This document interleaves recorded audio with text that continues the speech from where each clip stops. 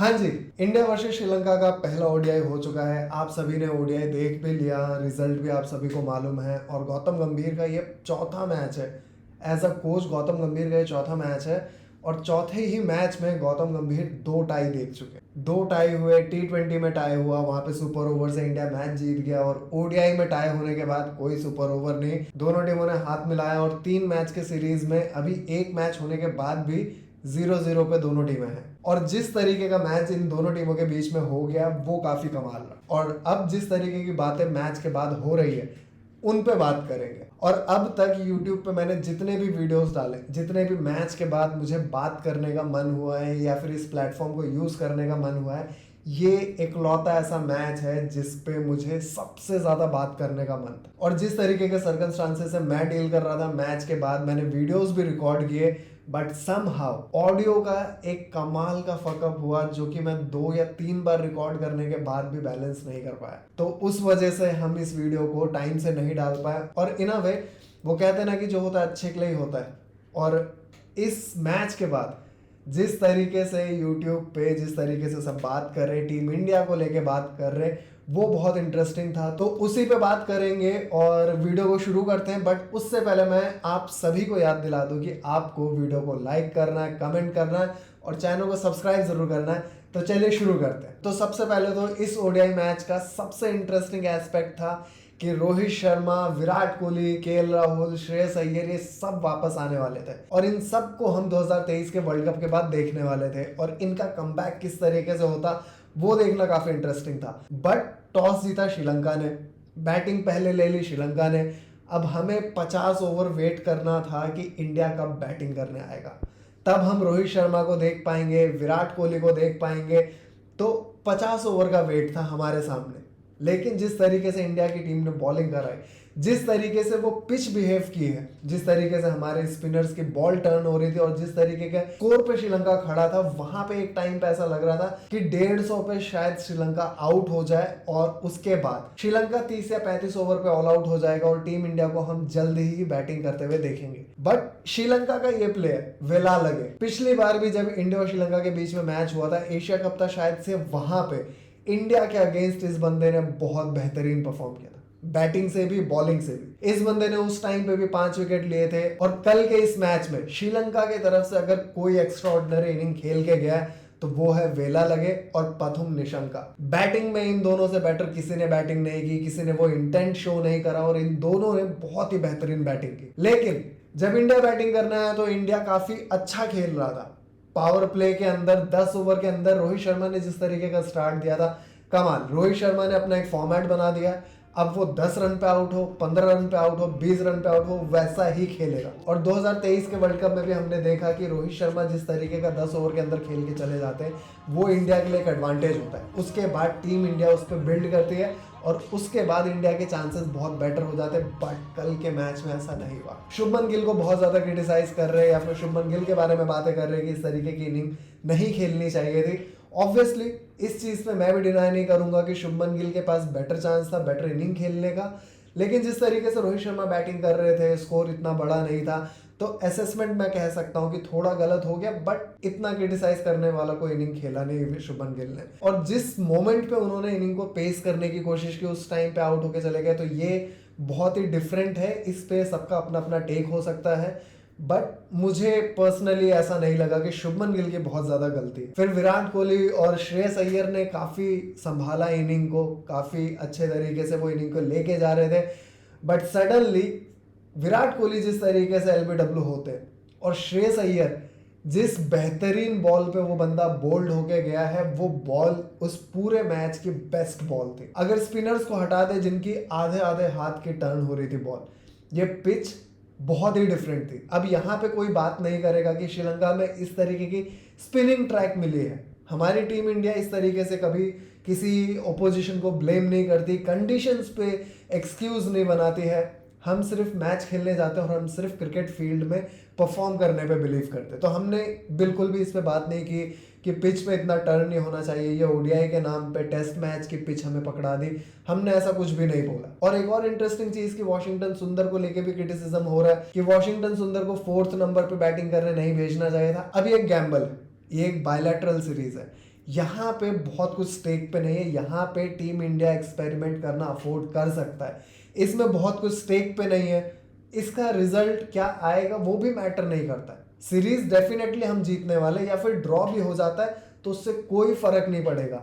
और जितने लोग भी अभी ये बात कर रहे हैं कि टीम इंडिया हार ही गई है, टाई क्या होता है, अब पता नहीं इस चीज में मैं क्या कमेंट कर सकता हूँ मुझे नहीं पता, बट मैं ये जरूर बोल सकता हूँ सिर्फ एक चैलेंजिंग सिचुएशन में कुछ चीजें थोड़ी इधर उधर हो गई, प्लान्स थोड़े गलत हो गए, एग्जीक्यूशन थोड़े से गलत हो गए, बस। इसके अलावा ये एक एक्सपेरिमेंटल सीरीज है जहां पे टीम इंडिया नए कोच के साथ एक नए फॉर्मेशन के साथ खेलने की कोशिश कर रहा है और नई चीजों को ट्राई कर रहा है। वरना हम अगर अपने फॉर्मेशन के हिसाब से ही जाते हैं, अगर हम वॉशिंगटन सुंदर को पहले मैच में चांस ही ना देते, अगर मैं बात करूं चांसेस की, तो अगर हम वॉशिंगटन सुंदर को पहले मैच में चांस ही ना देते और हम अपनी बैटिंग को और हैवी करते, रियान पराग को खिलाते। वैसे अगर मैं टीम सिलेक्शन की बात करूं तो वॉशिंगटन सुंदर मेरे लिए एक सरप्राइज एलिमेंट था, क्योंकि मुझे ऐसा लग रहा था रियान पराग को शायद ज्यादा चांस मिलेगा ये पहले मैच में, बट वॉशिंगटन सुंदर को चांस मिला, चौथे नंबर पे बैटिंग करने भी भेजा, और ये पहला मैच है जब वॉशिंगटन सुंदर को इस तरीके का चांस मिला। तो अगर वो फेल भी होता है,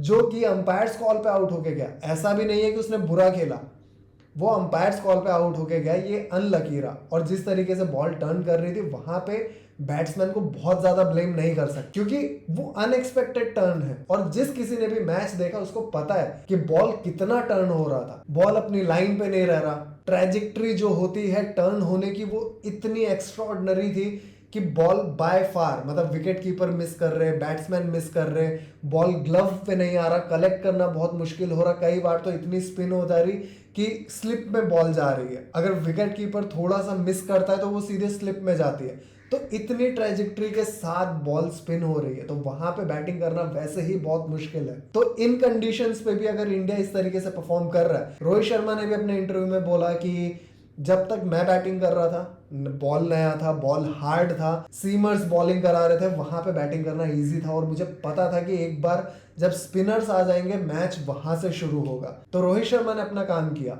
अगर शुभमन गिल भी थोड़ा तेज खेल जाते तो वो भी इंडिया के लिए बेनिफिट होता। लेकिन अगर मैं अंपायरिंग की बात करूं, जिस तरीके की अंपायरिंग कल के मैच में हुई, इस पे कोई बात नहीं कर रहा कि एक अंपायर ने वाइड जो गलत दिया था, अगर फोर्थ अंपायर नो बॉल पे, जो कि अंपायर मिस कर देता है, वो कॉल लेते हैं कि ये नो बॉल है, तो वाइड पे फोर्थ अंपायर क्यों नहीं आ रहे? या फिर आईपीएल में जिस तरीके का रूल होता है कि जो भी टीम है उनको 2 रिव्यू मिले हैं, वो रिव्यू वाइड के लिए भी यूज कर सकते हैं, वो ओडीआई में या फिर इंटरनेशनल में अभी तक क्यों नहीं आया? अगर अंपायर से गलती हो रही है, वो बॉल वाइड नहीं थी, तो फोर्थ अंपायर ने क्यों इंटरवीन नहीं किया? इस पे कोई क्यों नहीं बात कर रहा? वो एक रन बहुत क्रूशियल था, अगर वो एक रन नहीं होता तो इंडिया मैच जीत चुका था। इंडिया ने एक रन से ही मैच ड्रॉ किया, उस एक रन से इंडिया हार भी सकता था, बट इस पे किसी ने बात नहीं की। हर कोई ये बोल रहा है कि इंडिया ने ये मैच ड्रॉ किया है तो इसका मतलब है कि इंडिया हार गया। मैं ये मानता हूं कि इंडिया एक ऐसी सिचुएशन में था जहां से इंडिया जीत सकता, और इंडिया ही पूरा मैच थ्रू आउट जीत रहा था। लास्ट में अगर अर्शदीप उस तरीके का शॉट नहीं मार, जो कि बहुत क्वेश्चनेबल है, क्योंकि एक रन बनाना था, अर्शदीप के पास बहुत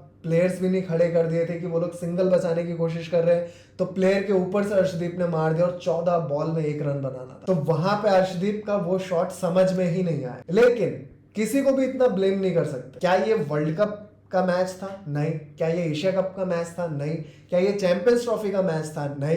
क्या इस मैच से सीरीज डिसाइड हो रहा था? नहीं। तो अगर ये सारी चीजें नहीं हो रही थी तो इंडिया को इस तरीके से ब्लेम करना कि इंडिया ने एक जीता हुआ मैच हार दिया, इंडिया ऐसे कैसे हार सकता है, इंडिया ने अपने स्टैंडर्ड को, मतलब ठीक है इंडिया बेस्ट टीम है इस वर्ल्ड में, बट कभी ना कभी वो मैच हारेगी, और कल का मैच तो इंडिया हारा भी नहीं है। और जो लोग भी ये बोल रहे हैं कि ये इंडिया की हार ही है, ऐसा कुछ भी नहीं है, ये फालतू की बातें हैं कि ये इंडिया की हार ही है, ऐसा कुछ भी नहीं है। इंडिया लेजिट हार सकता था। जिस टाइम पे शिवम दुबे बैटिंग कर रहे थे, सिराज जिस टाइम पे बैटिंग करने आया था, वहां से भी इंडिया हार सकता था। एक एंड पे शिवम दुबे ही खड़ा रह जाता और दूसरे एंड पे 10 विकेट गिर जाते, वो भी पॉसिबिलिटी थी, बट ऐसा कुछ हुआ नहीं। और शिवम दुबे भी बहुत अनफॉर्चुनेट रहे कि उस तरीके से आउट हो गए। तो एक स्पिनिंग ट्रैक पे इस तरीके की बैटिंग करना, और श्रीलंका का होम कंडीशन है वो, वहां पे इस तरीके के ट्रैक पे इंडिया का इस तरीके से परफॉर्म करना, अक्षर पटेल की बैटिंग, केएल राहुल की बैटिंग, फिर शुभम दुबे का कंट्रीब्यूशन, फिर सिराज का कंट्रीब्यूशन, फिर कुलदीप यादव का कंट्रीब्यूशन। कुलदीप यादव जिस तरीके से बोल्ड होके गए, अब वो